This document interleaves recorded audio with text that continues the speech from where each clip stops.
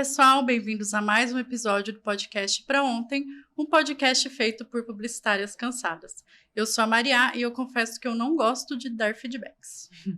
Oi, gente, eu sou a Carol, sou redatora na agência RES e eu gosto muito de dar e receber tanto feedback positivo quanto negativo. Olá, pessoal, eu sou a Mônica, sou social media aqui na agência RES e eu nunca estou preparada para o feedback. Olá, eu sou Luciana, sou mídia aqui na agência RES. Eu também não gosto de feedback, nunca estou preparada e, na verdade, nem tinha apresentação para esse episódio. Não está preparada nunca, né? Não estou preparada. Pessoal, o episódio de hoje é do quadro Bastidores e a gente vai falar sobre feedback. A gente fez um episódio esses dias atrás aí sobre gestão remota de equipes e o pessoal gostou bastante, falou, né, foi um tema bem comentado, então a gente resolveu trazer mais esse episódio aí sobre gestão de pessoas. Aliás, se vocês tiverem sugestões de temas, comenta lá no nosso Instagram ou no nosso YouTube que a gente faz, viu? A gente acata os pedidos dos fãs aí. Bom, para a gente começar, pode parecer bobo, mas o que é o feedback, né? Feedback é você comunicar ao outro como está indo o trabalho daquela pessoa, como estão as entregas e um ponto mais importante é alinhar a comunicação. Estar todo mundo ali na mesma página, todo mundo entendendo, né, quais são os pontos positivos, quais são os pontos a melhorar e tudo mais. E um erro comum que eu vejo assim dos gestores é, se o funcionário está indo bem, não precisa de feedback, né? Tá indo bem, só chamo para feedback se eu tenho alguma coisa negativa para falar ou um ponto a melhorar. E isso é um erro, porque o interessante é você fazer feedbacks periódicos, porque a pessoa precisa saber que ela está indo bem também, né? Precisa saber que o gestor acha que o trabalho dela está indo bem, que ela está fazendo um bom trabalho. Eu trouxe um dado aqui da Gallup, que empresas que fazem feedback apresentam taxa de rotatividade até 15% mais baixas do que as empresas que não adotam essa prática. E a Salesforce também fez uma pesquisa e falou que os colaboradores têm 4,6 vezes mais probabilidade de ter um melhor desempenho ao sentirem que estão sendo ouvidos. Então, esse é um outro ponto que a gente vai falar daqui a pouco. O feedback não é só sobre o líder falar, né, para o liderado, mas também sobre ouvir. E aí, Carol, você adora dar feedbacks, então? Eu gosto. Porque eu acho que até entrar na RES, a gente estava até conversando antes, né, sobre esse assunto. E até entrar na RES era muito difícil. Assim, eu não sabia o que era um feedback na prática, né? Que quando você chama a pessoa para conversar mesmo sobre performance, sobre objetivos dela na empresa, sobre o que ela tá achando do processo e vice-versa também, né? O que a empresa tá achando da performance da pessoa.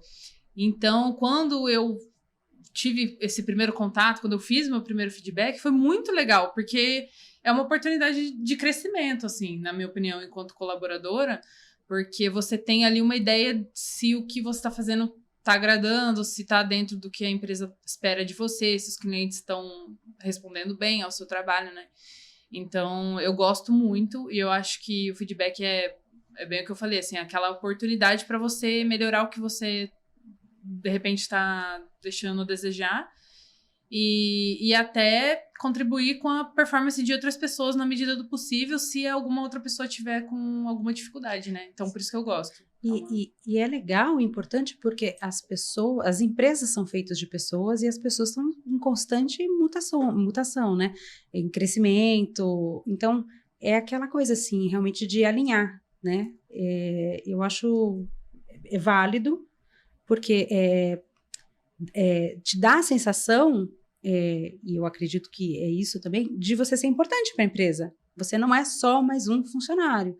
Não, você é um funcionário e a gente quer te ouvir, como é que você está, né, indo com o seu trabalho, precisa de mais alguma coisa, você acha que precisa melhorar algum ponto, é uma autoavaliação nossa também, de repente, eu posso dar um pouco mais, eu posso fazer uma coisa diferente, né, eu acho bem válido.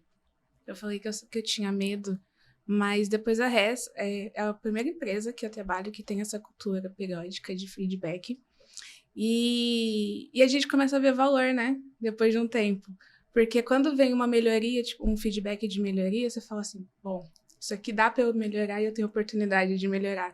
Não vem no final assim, então, estamos te dispensando por isso, você nem sabia o que estava acontecendo, o que estava ruim. Então, a gente começa a dar valor também ao feedback. Eu tenho medo, falei, mas assim, gosto. Bom, eu falei na minha apresentação que eu não gosto muito, eu realmente não gosto porque é um processo que me desgasta, porque eu tenho que fazer muitos, né? Então, assim, cada um de vocês faz um, né? Recebe um, eu tenho que fazer muitos, aquilo acaba me desgastando um pouco, porque eu realmente também me preparo para aquilo, não é só, chama a pessoa aí, vamos lá, né? Então, isso que eu queria falar agora. O feedback, para ele ser, né, rico e dar valor para o colaborador, ele precisa ser estruturado. Então, uma das formas que a gente utiliza na RES é uma planilha de acompanhamento mesmo. Então, nessa planilha, eu tenho as competências técnicas por cargo, e aí elas mudam de acordo com o cargo, né? Porque as competências de uma pessoa de mídia é diferente de uma redatora, é diferente de um diretor de criação e assim por diante. Então, essas partes técnicas mudam de acordo com o cargo, e a gente tem também algumas competências comportamentais, né? Como que a pessoa está ali entrosada na equipe, se ela está participando dos brainstorms, se ela se comunica bem, etc. E aí, cada empresa vai ter aí a sua planilha, as coisas que você acredita que são importantes você avaliar. É legal essa planilha porque você também vai vendo a evolução, né? Então, quando eu vou preparar a planilha para o próximo feedback, eu olho os anteriores, eu me recordo, eu falei para essa pessoa tal ponto de melhoria, eu vejo como que ela melhorou e tudo mais. Então, isso é um ponto muito legal. Outra coisa importante é, além de você falar o ponto de melhoria, você também ajudar a pessoa a como melhorar aquilo. Não adianta só você falar, você precisa fazer ABC. Você tem que dar as ferramentas, né? Se for necessário, é alguma coisa técnica, a pessoa precisa de um curso, ou a pessoa precisa de mais instrução, precisa fazer um treinamento novamente, ou eu mesmo preciso explicar aquilo, então você tem que dar essas ferramentas para que a pessoa possa melhorar, não é só jogar lá, faz assim, faz assado. E, como eu disse, é importante ouvir também o colaborador. Apesar de que a maioria deles não gosta de falar muito, mas é importante você ouvir. Sempre vem boas sugestões, né? Até para o grupo. E às vezes vem alguns pedidos mesmo de, eu estou precisando disso. Às vezes é alguma coisa técnica, meu computador não está muito bom, preciso de melhoria. Então, importante ouvir, gente, e tomar as ações também, fazer as ações do que você ouviu, né? Não só ouviu, beleza, vamos lá.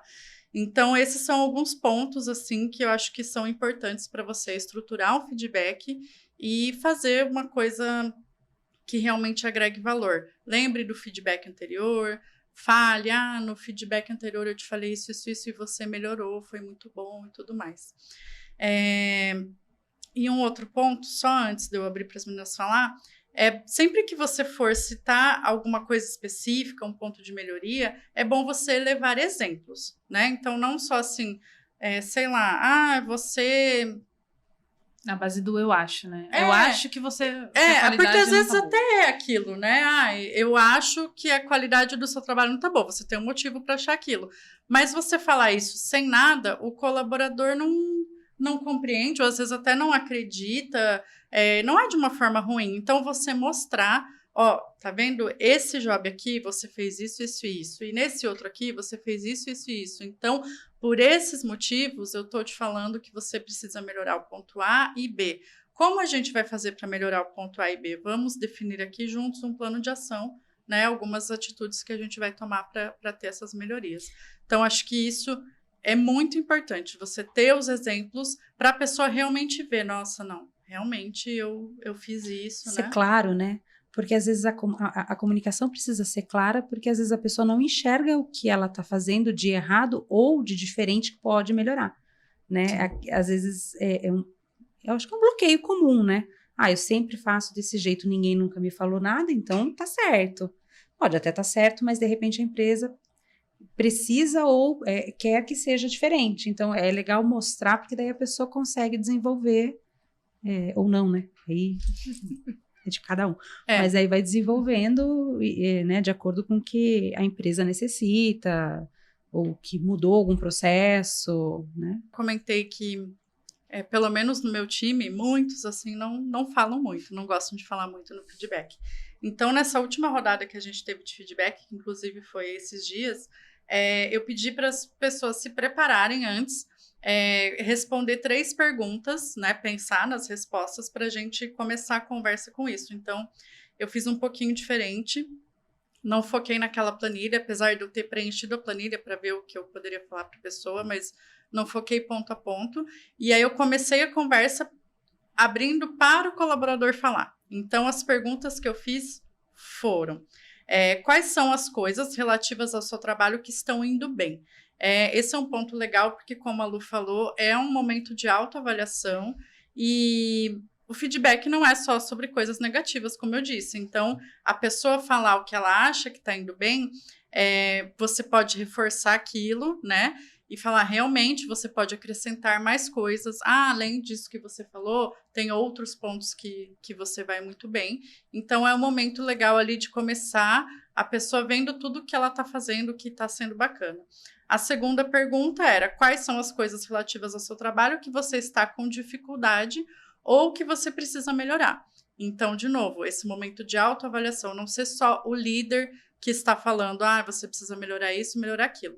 Às vezes, a pessoa não falou um ponto que eu queria falar, e daí eu vou falar e vou trazer os exemplos daquilo.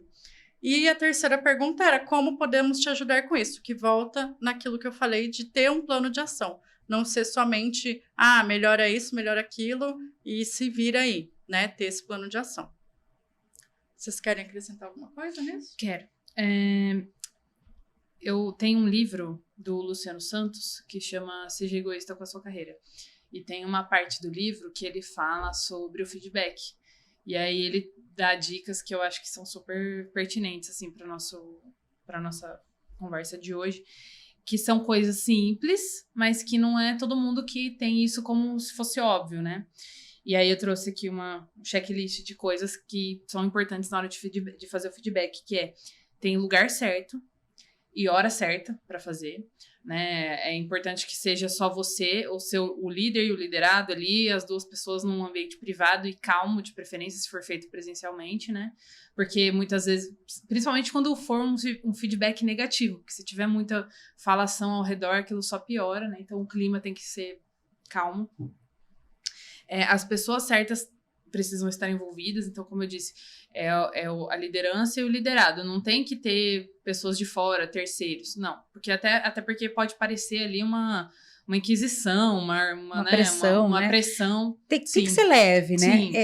É o momento de diálogo do colaborador com a empresa, Sim. né? Você tem que se sentir à vontade, porque senão você perde aquele laço de confiança. E quanto mais acuada a pessoa se sente, menos ela vai falar. Sim. E mais ela vai acatar, mesmo não concordando com o que o líder tá falando. Porque tem isso também, Sim. né? Às vezes o líder fala uma coisa e você tinha uma motivação diferente. E aí você não... Se você se sente acuado, se você não tem essa segurança psicológica de discordar, de falar... aquilo não vai ser resolvido, você vai ficar infeliz. A empresa às vezes não vai ter o resultado que ela quer e não vai dar certo. Em algum momento, né? Vai rolar o desligamento da pessoa. Acho que também tem que ter um tempo pré-determinado. Então, tipo, aquela conversa não pode durar horas e horas e horas, porque chega uma hora que a pessoa não vai estar mais prestando atenção, o líder também, né, fica cansativo. E acho que isso, a estrutura que a Maria comentou é uma coisa que ajuda muito, porque falou aquilo lá, falou, acabou e cada um, né, pro seu lado, beleza. Tem que ter foco nos assuntos principais, né, então acho que a estrutura também ajuda muito nisso.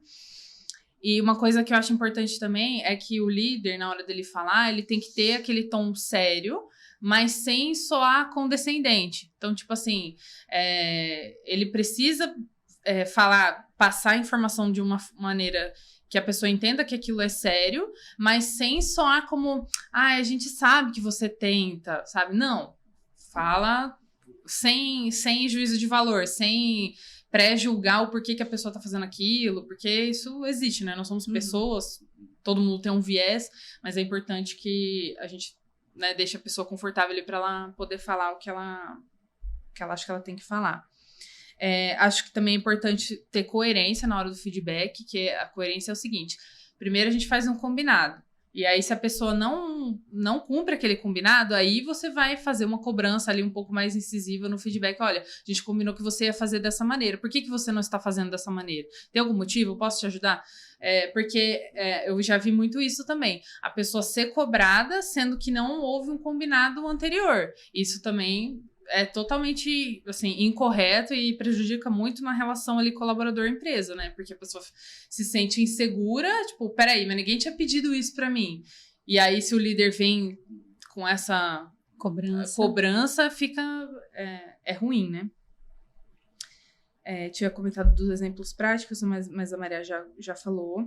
Eu acho importante, principalmente também quando for um feedback negativo, de preferência começar com uma coisa positiva, porque quando a gente vai para um feedback e é só pedrada, só coisa ruim, a gente enquanto colaborador, a gente sai se sentindo, meu Deus, eu sou o pior redatora do mundo, eles vão me mandar embora semana que vem, e aí isso também é uma coisa negativa, é ruim. Então, é legal que, mesmo que seja a maior parte negativa, é importante, eu acho, né, para o líder resgatar, tipo, olha, você já entregou trabalhos muito bons, você é um bom profissional e tal, dá tipo uma amortecida no feedback negativo, sabe? Eu acho que isso também é bacana. E como a Maria falou, a gente, depois que sai do feedback, né, é importante estabelecer metas e prazos. Então, olha, até o próximo feedback a gente vai avaliar se o ponto A, B e C foi melhorado e tal, e aí a gente retoma essa conversa, né? E aí a gente já faz uma avaliação.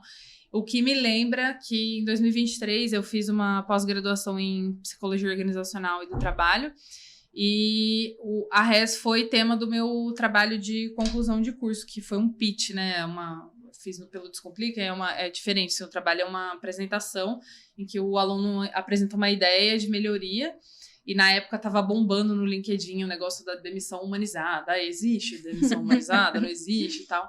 Eu falei, vou pegar esse gancho e falar da maneira como a gente faz na RES. Porque, assim, na minha concepção, quando tem esse feedback regular, quando sempre tem essa comunicação mesmo entre a empresa e o colaborador... Quando a pessoa vai ser desligada, aquilo não é uma surpresa, porque ela já recebeu 1, 2, 3 feedbacks e ela não está correspondendo ali ao que o líder está falando. Então, na hora que chega a demissão, eu particularmente acredito que não existe demissão humanizada, esse negócio de dar bombonzinho, presentinho. Amado. Isso, para mim, é uma coisa que, assim, o que existe, na minha opinião, é uma demissão assertiva. Então, a pessoa...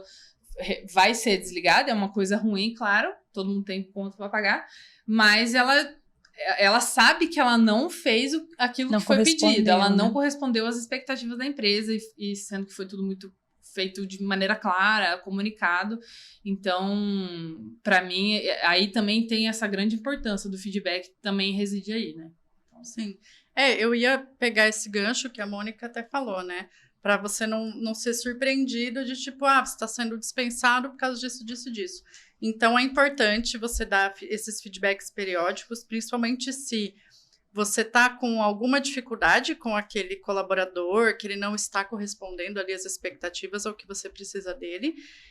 E também, você como líder, ter um prazo para isso também, né? E passar isso para a pessoa também. Então, não adianta, eu vou ficar 1 ano dando feedback. Né? Então, põe um prazo, eu vou dar um tempo para essa pessoa melhorar, e se isso não acontecer, não é terrorismo, eu acho que é deixar as coisas claras e dar a chance da pessoa melhorar. Sim. Então, se você deu 1 chance, 2 chances, 3 chances, você falou, você foi claro, a pessoa não melhorou, como a Carol disse, na hora da demissão não é uma surpresa, né? Ou não deveria ser, pelo menos. Claro que tem outros tipos de demissão, né? Às vezes você precisa fazer uma demissão por corte de gasto, que daí não é referente à competência daquela pessoa, e aí acaba sendo uma surpresa, realmente, para todo mundo. Mas não é o que a gente está falando aqui. Então, quando é uma demissão por desempenho, é importante que você, antes de demitir, dê vários feedbacks, dê as oportunidades para a pessoa melhorar, porque o que eu vejo, acho que a gente até falou naquele outro episódio que a gente fez sobre gestão remota, a maioria das pessoas falam, né? Eu contrato por competência e demito por comportamento. Então, às vezes, se a pessoa está com alguma dificuldade ali nas competências técnicas, dá para a gente contornar aquilo, né? Você pode oferecer um novo treinamento, você pode oferecer um curso, alguma coisa que realmente melhore. Comportamental, eu já vejo que é mais difícil pela minha experiência, assim, não é impossível, mas é um pouco mais difícil das pessoas mudarem. Mas já vi muitas mudanças por aí, hein? Não quero citar nomes. E uma dúvida, pensando no gestor, no ano, qual que é o período ideal de feedback, de intervalo entre feedbacks? Eu gosto de fazer a cada 3 meses. É o que eu faço lá na agência. Então, por exemplo, a gente fez agora em fevereiro, né? Eu já marquei na minha agenda para maio, para dar mais ou menos o tempo certinho ali, eu já marco na minha agenda, marcar feedbacks. Pra eu também não esquecer, porque no dia a dia do negócio você esquece, gente. Você vai vivendo ali e esquece. Então, eu faço a cada 3 meses, porém, se eu precisar fazer antes com algum colaborador específico, eu faço. Que é como eu falo para vocês também. Se precisar de alguma coisa, chama antes. Então, é a mesma coisa. Eu não vou, se o colaborador não está correspondendo às expectativas, está com algum problema, eu não vou esperar 3 meses para falar com ele, porque isso é tempo perdido de todo mundo, né? Então, eu vou chamar antes para falar. Mas essa rodada com todos, assim, eu faço a cada 3 meses. Não sei se tem um ideal para todos. Eu acho que eu vejo empresas que fazem uma vez por ano, eu acho que é muito longe. Assim, uma vez por ano, um ano. É muito tempo, gente. É muito Acontece tempo. muita coisa, né? Acontece. E as pessoas mudam muito. Assim, as coisas mudam muito rápido hoje. Eu acho que 3 meses é um período... Um ano, aí você vai acabar falando dos últimos meses só. Se você faz a cada um ano, você não vai lembrar o que... Vamos supor, eu faço em dezembro. Não vou lembrar o que aconteceu em janeiro, como foi. Ou mesmo se eu anotar, não vai nem mais fazer sentido falar sobre aquilo. Então... E de repente a pessoa já mudou de novo, já está em outra... Eu acho que também depende muito do formato hierárquico da empresa, né? Porque, por exemplo, se você tem uma empresa que tem micro equipes, né? De 4, 5 pessoas, aí de repente dá para fazer com mais frequência, digamos assim. Porque daí o líder daquela equipe é quem vai fazer o feedback com todas as pessoas, né? Então, acho que também depende disso e da demanda, depende da quantidade de clientes, são vários fatores, né? Depende do formato da empresa. Mas eu acho que no nosso caso, a cada 3 meses é suficiente, assim. Sim. Bom, acho que é isso. Mais alguma coisa, gente? Não. Então, lembrem-se, crianças, jovens padawans, mesmo que vocês não gostem de dar feedback, é necessário. É um ponto muito importante para o colaborador, ele entender o que ele precisa melhorar, o que ele está indo bem, e para você como líder também, receber feedback dos seus liderados, saber que ponto que você pode melhorar na sua comunicação e tudo mais. Então, pessoal, esse é o nosso episódio sobre feedback. Temos novos episódios toda segunda-feira no YouTube e no Spotify. Até mais. Tchau.